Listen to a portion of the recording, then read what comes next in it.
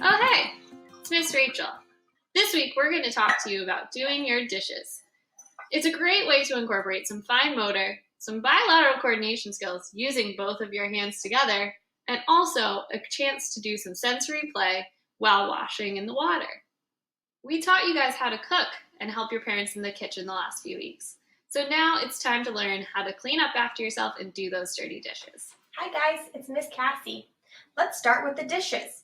The first step is bringing the dishes to the sink. So after dinner or lunch or breakfast, I'm going to help collect the dishes from the table. To make it easier, I might be in charge of one plate and bringing it to the sink. Now that you brought your plates and your bowls and all your dishes to the sink, let's make sure you have everything else you need. You're going to need some soap for cleaning, a sponge. To make it simple, just provide one sponge. Maybe to add a challenge, provide different types of cleaning options. So a brush for maybe those harder pots and pans. And make sure you have a drying rack, a drying mat, or a dry towel for those nice clean dishes to dry. You can also help by labeling things, such as putting notes say dirty dishes go in this side of the sink. Providing a checklist, such as this. Or even providing pictures. So first get the plate and bowl, then collect the sponge. So the child should not be washing any knives or sharp objects, and they should also stay away from ceramic or glass bowls just in case they do drop them. We don't want them to get hurt.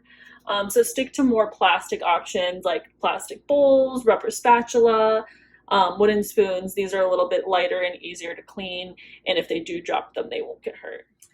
Parents, if your child is not tall enough to reach a sink, you can have them stand on a chair or a step stool. Just make sure you provide close supervision for the duration of the activity.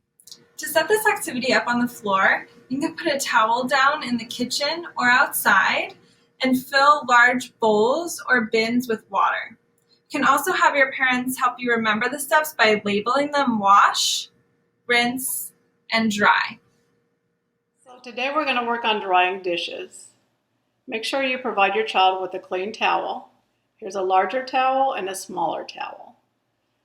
Have your child dry one dish at a time, using one hand to hold the dish and the other hand to dry. Another way to make drying easier is seated at the table.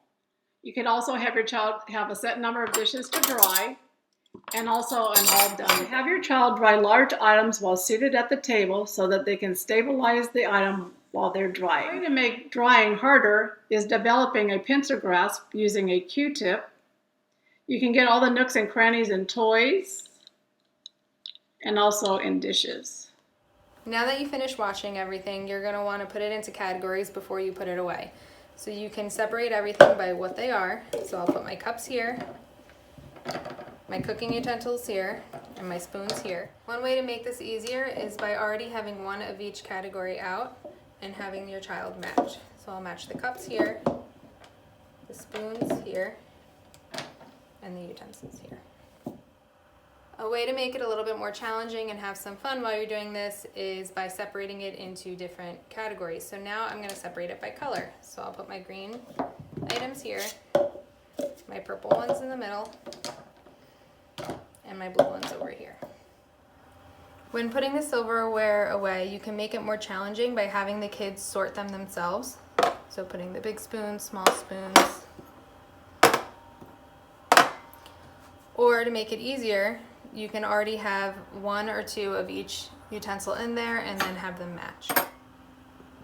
You can make this easier for your kids by labeling your drawers with either words or pictures, or you can open the drawer to show them what's inside.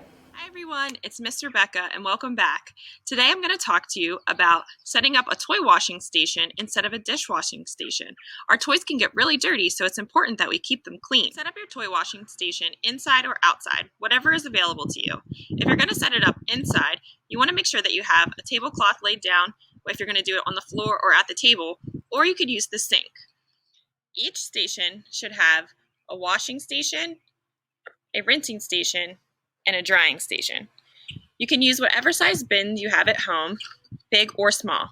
If you have a bigger bin, it may be more fun to play in, but sometimes this is all you have available. So you first want to start out by putting soap into your washing station.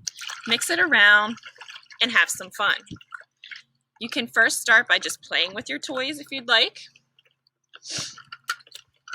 The different ways you can wash your toys would include a washcloth, a brush. You could use a toothbrush to really scrub those wheels, or you could work on those pinching skills by using a Q-tip to really get in those nooks and crannies of the toys. After you're done washing, you want to put your toys in the rinsing station. Make sure all the soap is off, and then set them on your drying station. After you're finished, you can sort your toys into piles and make sure that you put them away.